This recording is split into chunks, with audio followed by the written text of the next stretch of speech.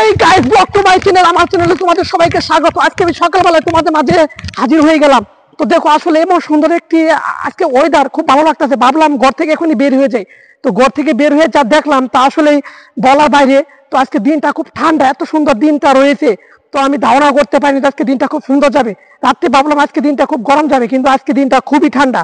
তো গাইস, আসলে এই এলাকাটা হেভি, মাঝে মধ্যে থাকে খুব গরম, মাঝে মাঝে হয়ে যায় আবার শীতল করা ঠান্ডা বাতাস দোলা দিয়ে যায় আমাদেরকে।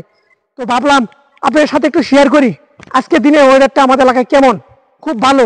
তো আমি আছি এখন গ্রামের ক্ষেতের মাঝখানে, ধান ক্ষেতের সাইডে দাঁড়ায় আছি আর আপনাদের সাথে কথা বলতেছি। গ্যাস, এই তো বাতাস চলে এসেছে। মনে হয় আমি এখন মনে হচ্ছে যে এই আপনার কক্সবাজারে আছি, কক্সবাজারে কোনো বালুময় স্থানে দাঁড়ায় আছি, পানির ধারে একদম। কিন্তু না, খুবই ঠান্ডা জায়গা। এটা আমাদের কক্সবাজার, এটা গরিবের কক্সবাজার। খুব সুন্দর লাগতেছে গাইস, ভালোই লাগলো।